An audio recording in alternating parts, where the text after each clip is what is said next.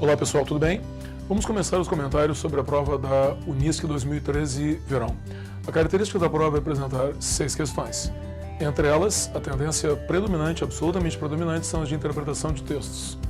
O foco principal gramatical são nexos.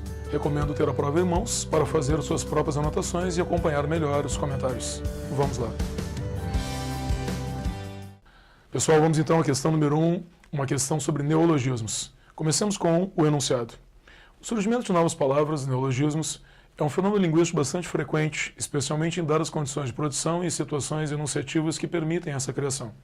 Uma das características do neologismo é a atribuição de maior força comunicativa à mensagem.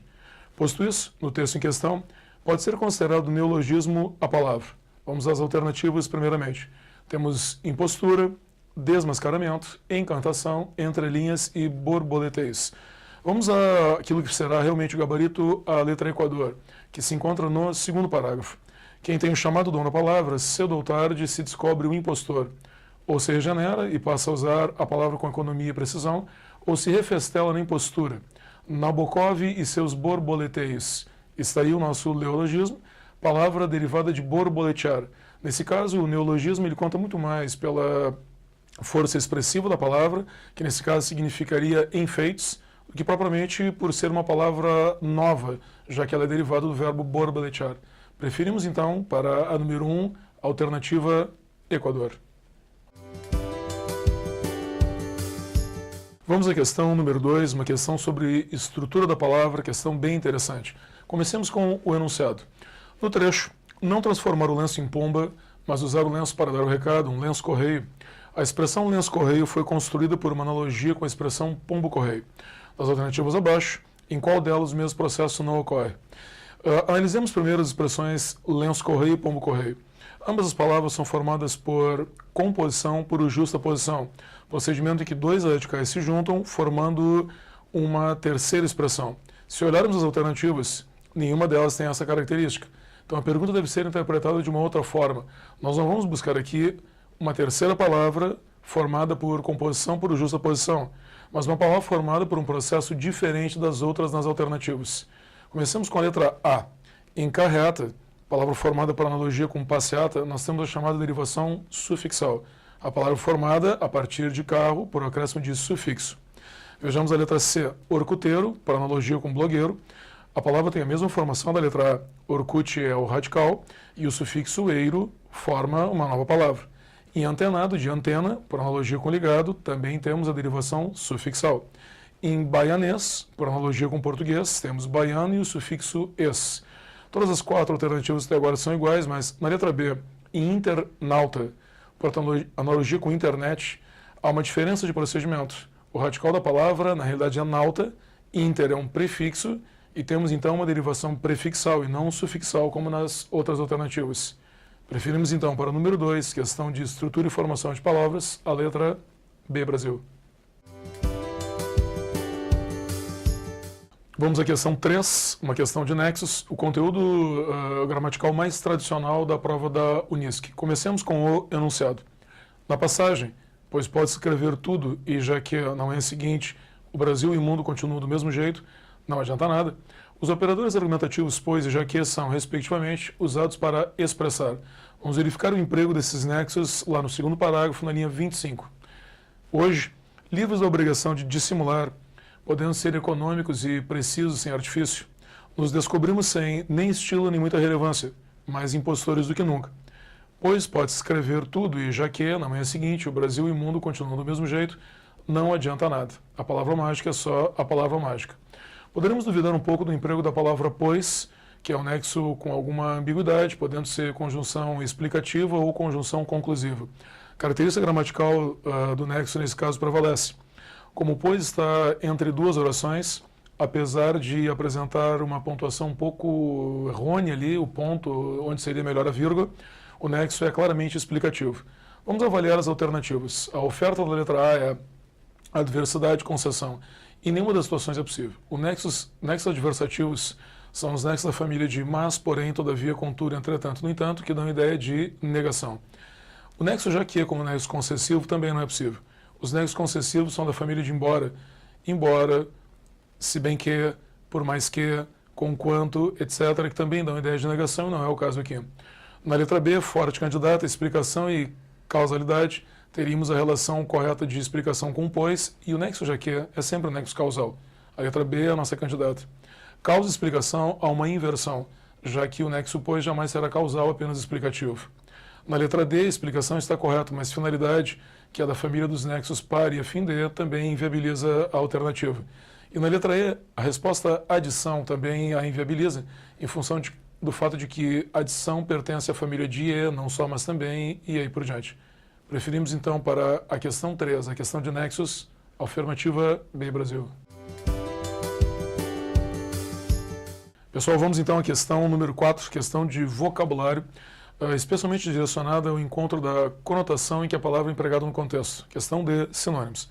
Comecemos com o enunciado. No trecho, o consolo era que o medo da palavra, de certa forma, a enaltecia. As palavras consolo e enaltecia poderiam ser substituídas, respectivamente, sem perda de sentido, por. Vamos ao terceiro parágrafo, onde encontraremos essas expressões.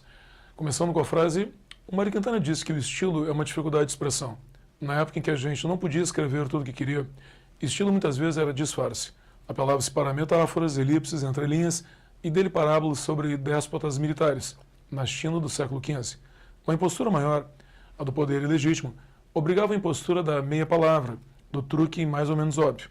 O consolo era que o medo da palavra, de certa forma, a enaltecia. Estava implícito que o regime só sobrevivia porque a palavra não podia exercer todo o seu sortilégio. Vamos então às alternativas. Observemos inicialmente que tanto a palavra consolo quanto enaltecia estão usadas com uma conotação positiva. Na letra A, a palavra problema, com conotação negativa, inviabiliza a substituição pela palavra consolo, que no texto tem conotação positiva. Engradecia seria um bom sinônimo para enaltecia, valorizava a palavra. Na letra B, alívio é possível como substituição de consolo, mas enfraquecer com conotação negativa inviabiliza a substituição por enaltecia. Na letra C, acalanto, forte sinônimo para consolo, preserva a possibilidade da letra C e elevava, o que significa valorizava como enaltecia, torna a letra C a principal candidata até agora. Na letra D, conforto para consolo é perfeito, mas protegia desvaloriza um pouco o sentido que a expressão tem no texto. A palavra tinha força e não necessitava de proteção, o que inviabiliza a letra D. Na letra E, entrave é sinônimo de problema, tem conotação negativa, e complicava, ao contrário de enaltecia, também tem conotação negativa.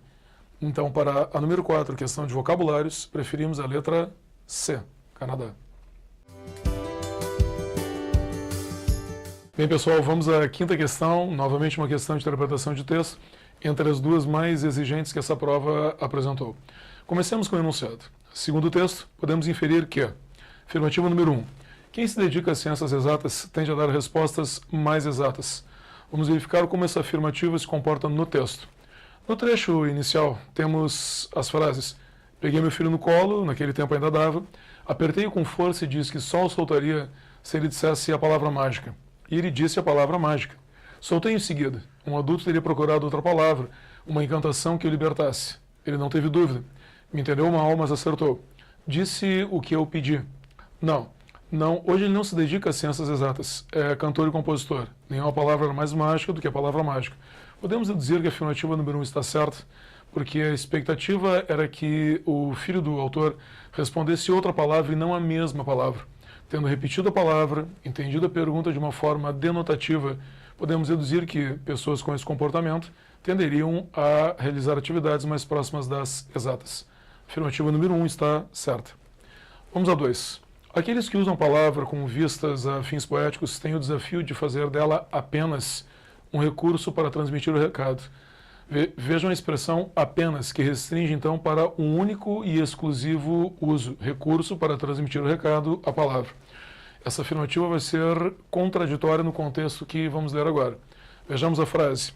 Mas quem quer usar a palavra não para fascinar, mas para transmitir um pensamento ou apenas contar uma história, tem um desafio maior, o de fazer mágica sem truques.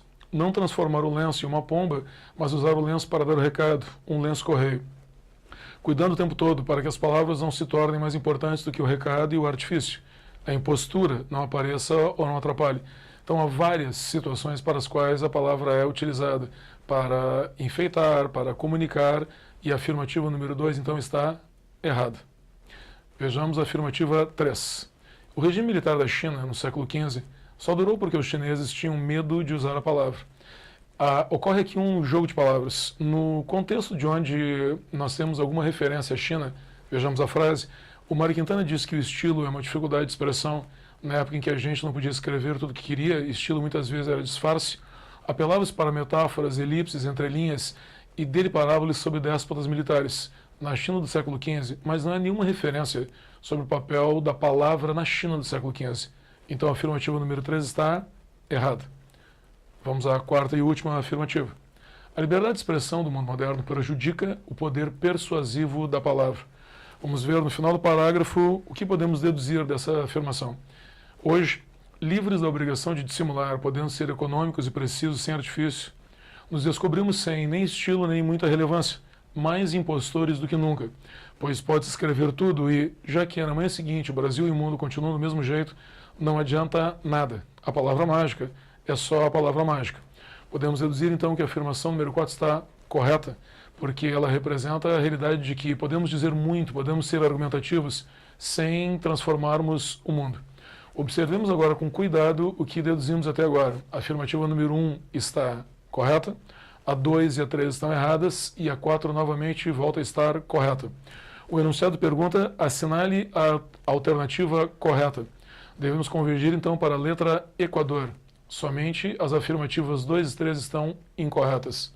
Para a questão 5, preferimos então a afirmativa Equador. Vamos então à última e derradeira questão da prova da Unisc, a questão 6, também uma questão de interpretação de texto. Comecemos com o enunciado e comecemos com cuidado, porque a pergunta é: de acordo com o texto, não se pode afirmar que... Queremos então uma afirmativa errada que contradiga o que o texto diz. Vejamos a letra A. A censura motivava o uso de recursos estilísticos como a metáfora e a elipse. Está claramente expresso no texto na frase. O Mário Quintana disse que estilo é uma dificuldade de expressão. Na época em que a gente não podia escrever tudo o que queria, a época da ditadura, estilo muitas vezes era disfarce. Apelava-se para metáforas, elipses, entrelinhas e dele parábolas sobre déspotas militares na China do século XV, não evidentemente os do Brasil. Então a afirmação da letra A está de acordo com o texto. Vejamos a letra B. Nos tempos atuais, quando se pode escrever tudo, o uso das palavras em sentido literal tende a ser maior, o que pode ser confirmado na frase: hoje, livres da obrigação de dissimular, podendo ser econômicos e precisos sem artifício, nos descobrimos sem nem estilo nem muita relevância, mais impostores do que nunca, pois pode escrever tudo e, já que na manhã seguinte o Brasil e o mundo continuam do mesmo jeito, não adianta nada. A palavra mágica é só a palavra mágica, sem conotação. A palavra tem o seu sentido mais raso, mais denotativo, mais comum. A letra B está certa. Vamos à afirmativa C. Quem tem o dom da palavra, cedo ou tarde, se torna um impostor, porque tem condições de manipular o seu uso, ora para atribuir um sentido denotativo, ora para atribuir um sentido conotativo. Vamos à frase do texto. Quem tem o chamado dom da palavra, cedo ou tarde, se torna um impostor. Vejam agora as duas alternativas que a letra C oferece. Ou se regenera e passa a usar a palavra com economia e precisão, que significaria então um sentido denotativo, ou se refestela na impostura, Nabokov e seus borboleteios, Borges e seus labirintos, que seriam o sentido conotativo, que confirma plenamente a letra C. Vamos à letra D. A mágica do uso da palavra consiste em fazer com que ela se mantenha mais importante do que a mensagem que ela transmite. Nenhuma afirmativa do texto é capaz de sustentar essa afirmativa da letra D. A mensagem sempre é valorizada pelo autor do texto. A letra D é a nossa candidata por enquanto. Vamos ver a letra Equador. A palavra impostor na linha 7 assume dois significados diferentes no texto, porque tanto pode se referir àquele que consegue expandir o sentido da palavra, quanto àquele que o consegue restringir. Vamos lembrar que respondemos uma coisa similar aqui quanto à denotação e à conotação. Vejamos a frase da linha 7.